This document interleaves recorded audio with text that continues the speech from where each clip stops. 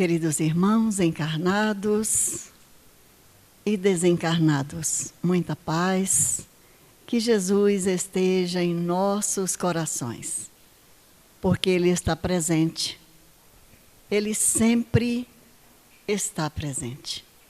Quando nosso amigo Roque nos perguntou, Jesus já passou na sua vida?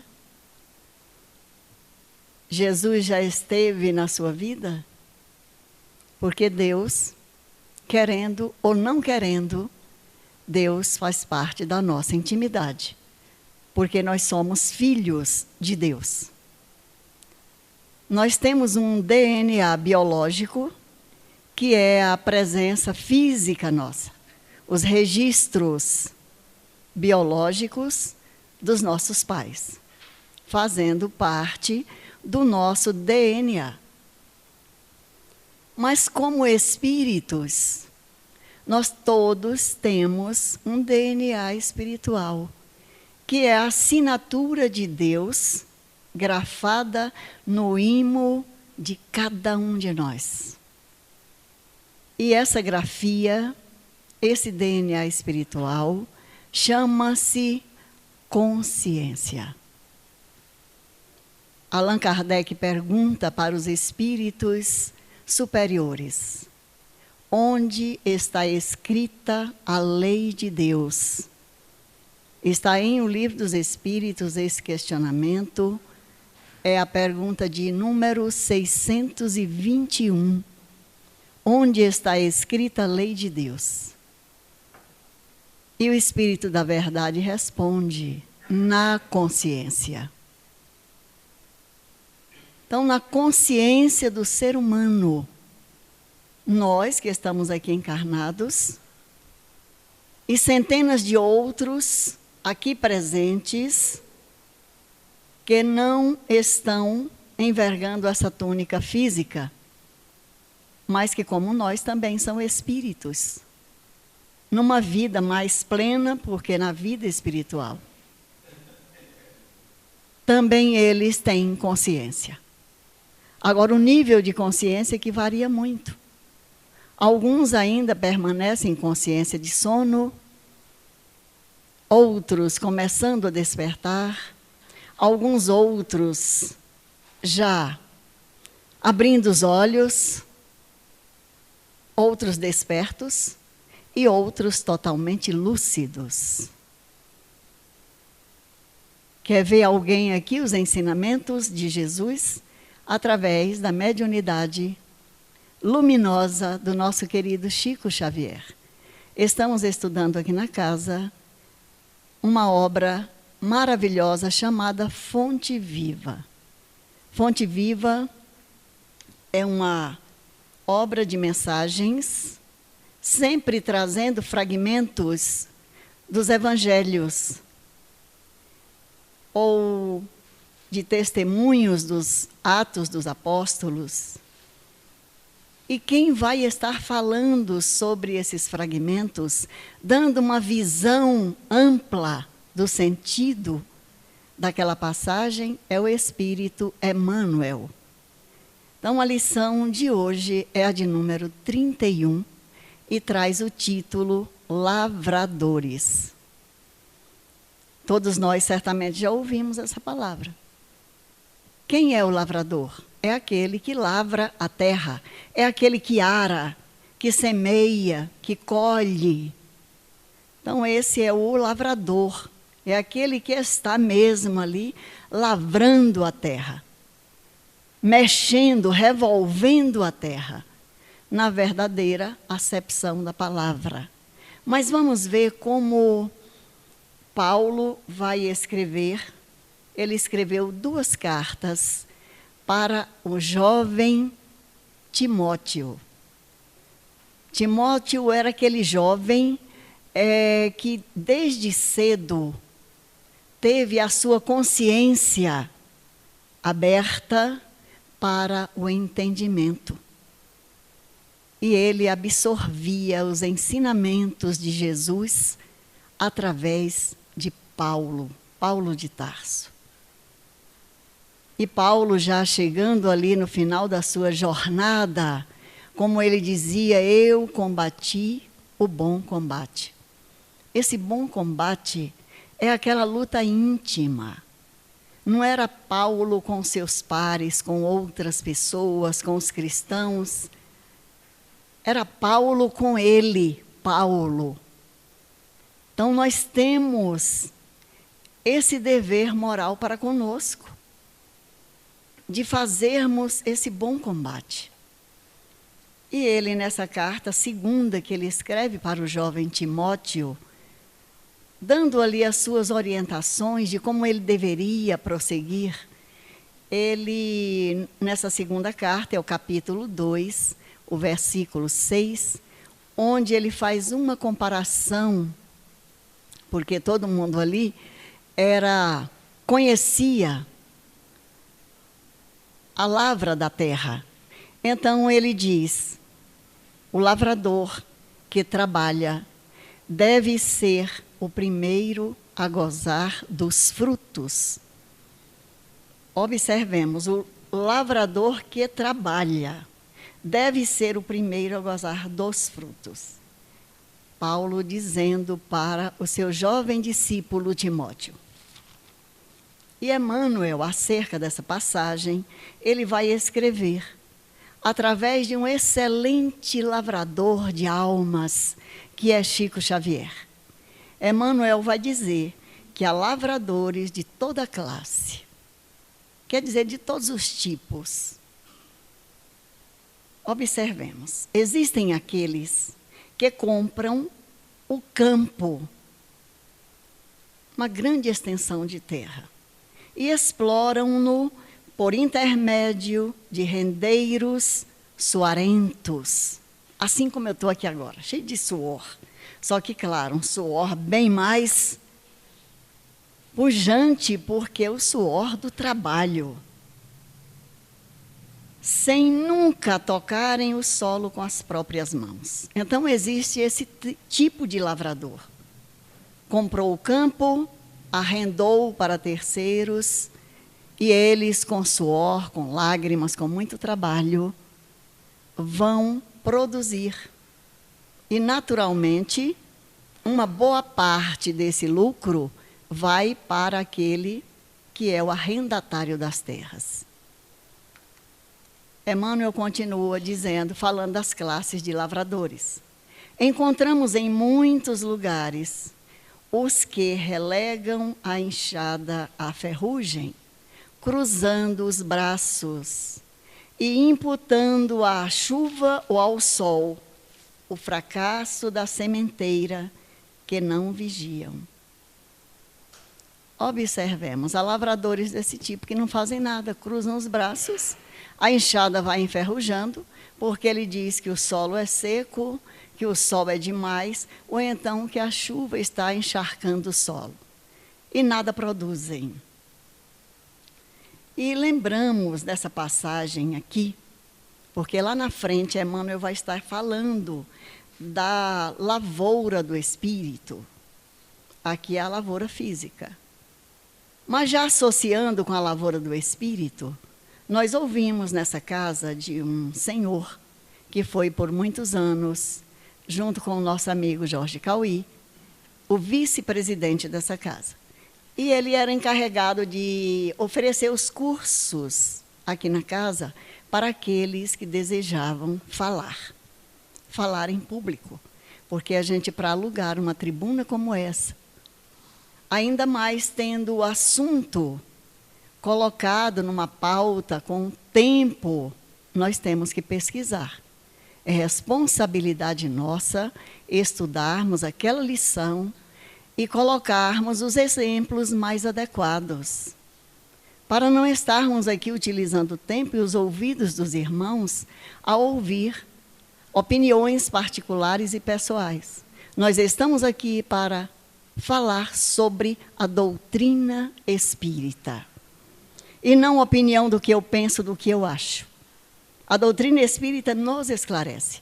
E esse nosso irmão, senhor Newton Dutra, ele sempre primou em que a tribuna espírita é um local onde nós devemos ter o maior cuidado, o maior respeito para com a doutrina dos espíritos. Por isso, daí a necessidade do estudo. E, naturalmente, se nós temos casos a narrar para ilustrar a lição, ótimo.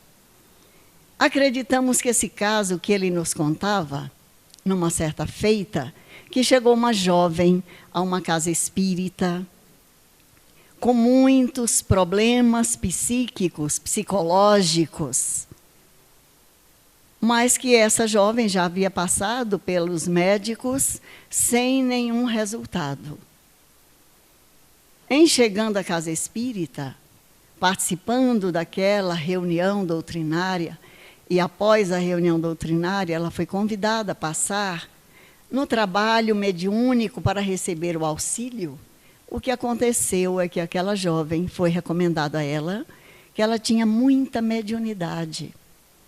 Essa faculdade inerente ao ser humano, que em alguns ela não é tão ostensiva, mas naquela jovem ela teria que aquele cuidado, ela tinha naquele momento a responsabilidade de colocar a sua mediunidade a serviço dos benfeitores amigos. E a mediunidade dela era uma mediunidade de cura. Foi recomendado a ela que participasse dos trabalhos da casa e desse passes. Que o trabalho dela ia trazer muito alívio para quem usufruísse os benefícios do passe. Acontece que ela foi estudando a doutrina espírita. Todos nós vemos as mensagens falando das nossas imperfeições. Paulo fala que ele fez uma luta íntima. Eu combati o bom combate. Esse combate íntimo, portas adentro da nossa intimidade.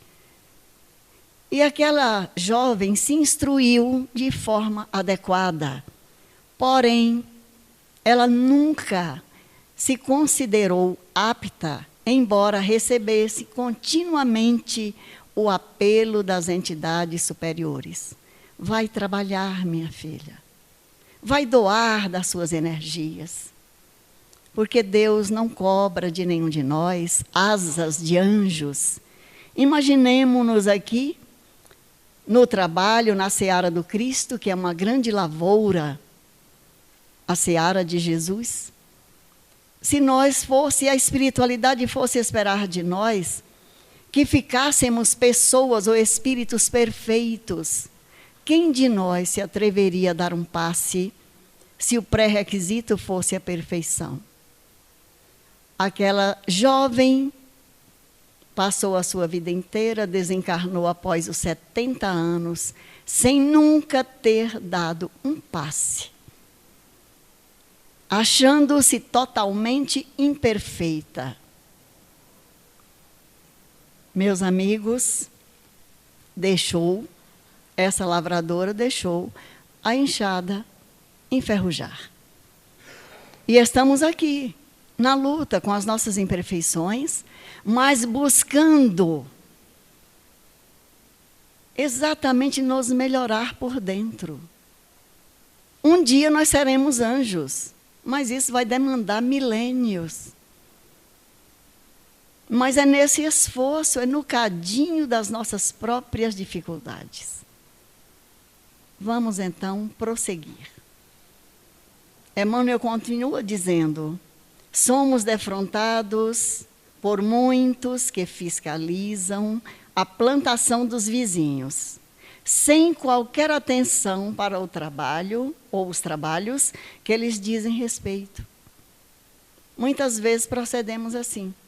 Fiscalizamos a vida do outro e deixamos a nossa. E muitas vezes os erros que nós vemos nos outros não estão exatamente nos outros, estão exatamente em nós. E aí tem uma narrativa bastante interessante, que é contado que uma senhora todos os dias de manhã, a casa dela, muito bonita. E a sua cozinha, a sua copa, tinha uma grande janela envidraçada. Não sei se era blindex, mas era um vidro grande. E ela olhava, dava para o quintal da vizinha e ela ficava todos os dias. O marido lendo o jornal e ela reclamando. Mas que vizinha preguiçosa. Que roupas encardidas. Meu Deus, será que essa mulher não tem força para esfregar essa roupa, para colocar algum alvejante, porque umas peças brancas, todas marrons. Nem é mais bege, é marrom.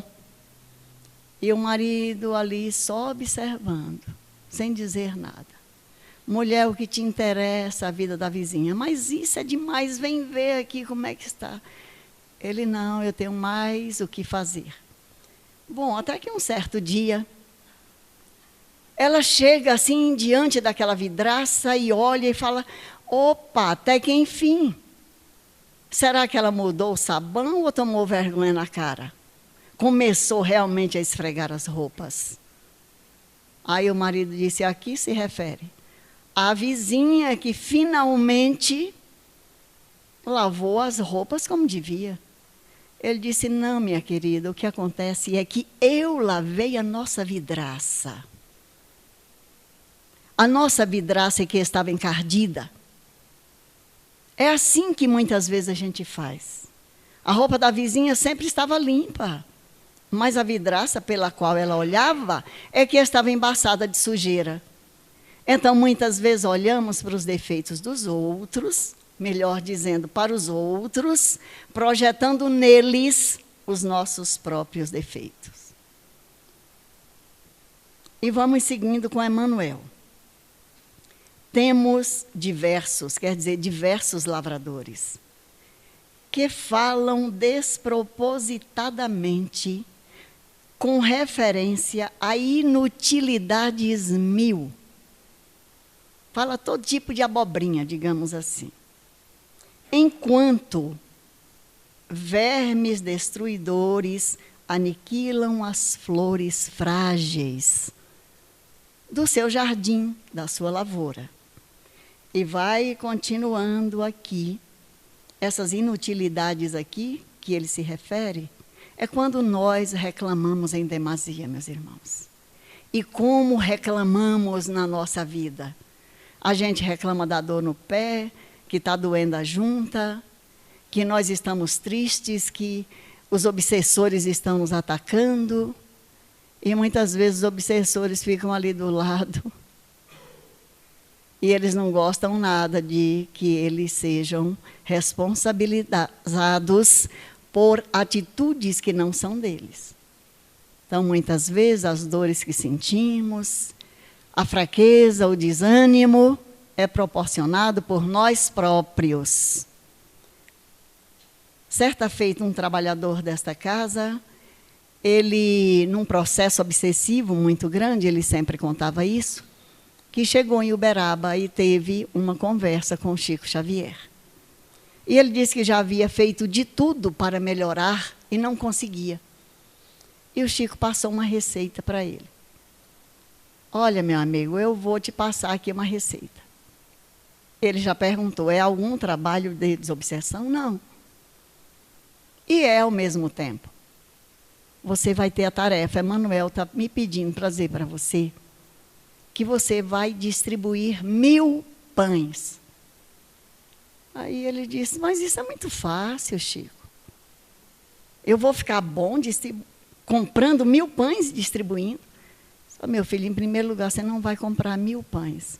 Porque a receita de Emmanuel é a seguinte, que a cada pão, a cada pessoa que você entregar, você há que conversar com essa pessoa.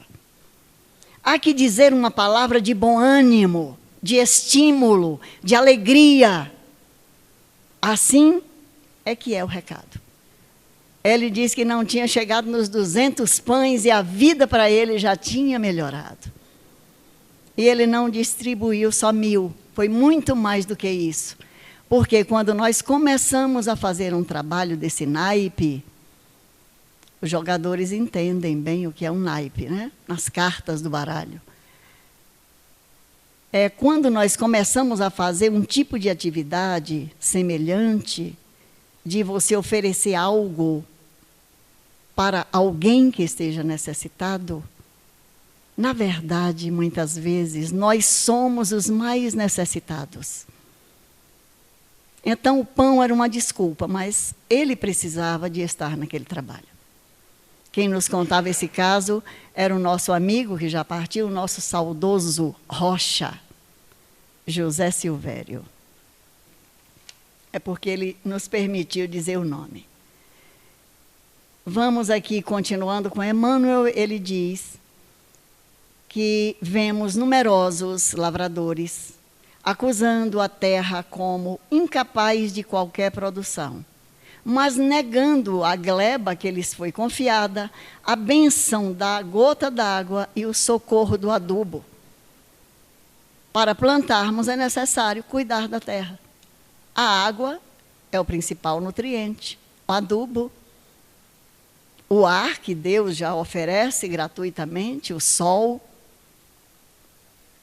E dependendo do tipo de solo, por exemplo, você não vai plantar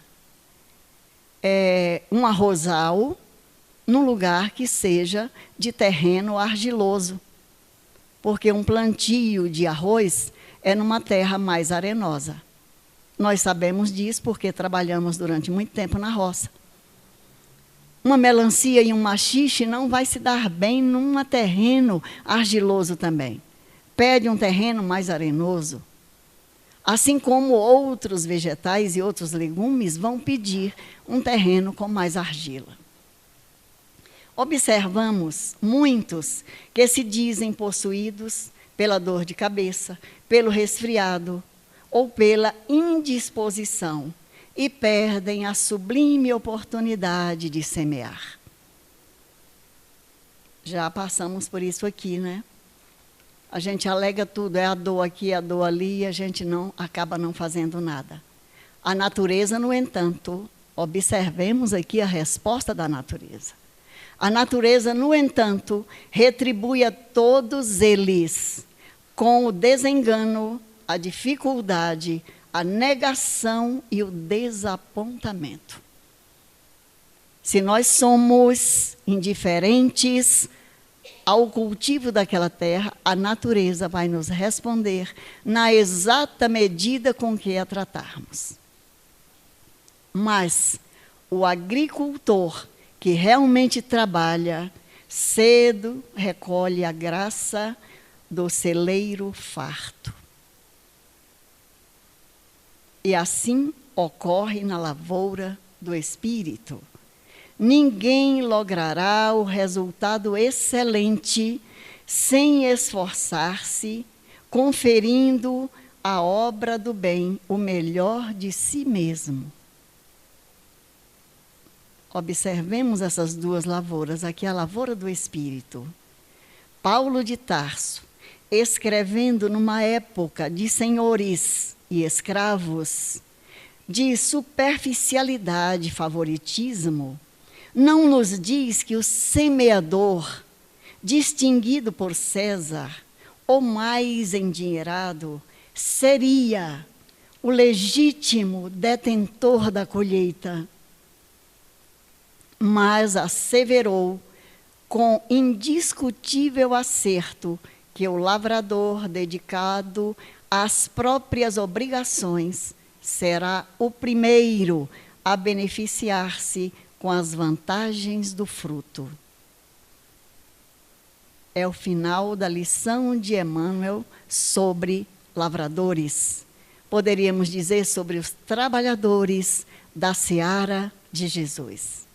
E aí lembramos desse grande médium Chico Xavier, a mediunidade com Jesus, porque o Chico é o médium de Jesus. Nós outros, na casa espírita ou fora da casa espírita, quando levamos a sério a mediunidade, só tem um caminho, é trabalharmos a mediunidade com Jesus.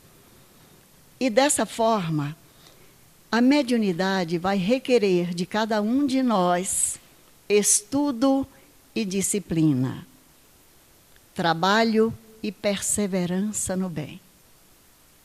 Aí alguém há de perguntar, mas por quanto tempo? Sempre. A partir do momento que nós começarmos esse trabalho, é a história dos 1000 pães. Vai ser sempre, é num crescendo. Nós não podemos levar a mediunidade com seriedade hoje, amanhã e depois de amanhã. Eu já sou um médium experiente, então depois de amanhã eu entro no descuido. Quanto mais o tempo passar, vai requerer de cada um de nós mais estudo, mais disciplina, mais esforço no bem. Se Emmanuel disse isso para o Chico Xavier, disciplina, disciplina, disciplina. Para nós outros, as 3 disciplinas e mais algumas, mas a gente não vai precisar dos outros. Para o Chico, Emmanuel deixou essa receita, porque o Chico é amor. E nós? A gente, além da disciplina, precisa um pouco de afetividade, precisa de atenção, de oração, de vigilância, de observarmos o próximo como um irmão nosso, seja ele quem for, de que doutrina for, seja ateu, seja católico, seja evangélico, seja quem for, nós temos que aprender a fazer isso. Observa aqui o Chico Xavier, ainda recebendo Maria Dolores, é para nós encerrarmos.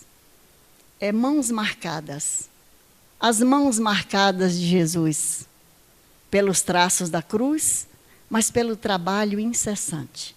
Maria Dolores diz, Senhor, quando me deres o privilégio do renascimento no berçário do mundo, ante as necessidades que apresento e aquelas que não vejo, eis, Senhor, o desejo em que dia por dia me aprofundo. Deixa-me renascer em qualquer parte. Entretanto, que eu possa acompanhar-te onde constantemente continuas, trabalhando e servindo em todas as estradas, para que eu também tenha as mãos marcadas, como trazes as tuas. Muita paz.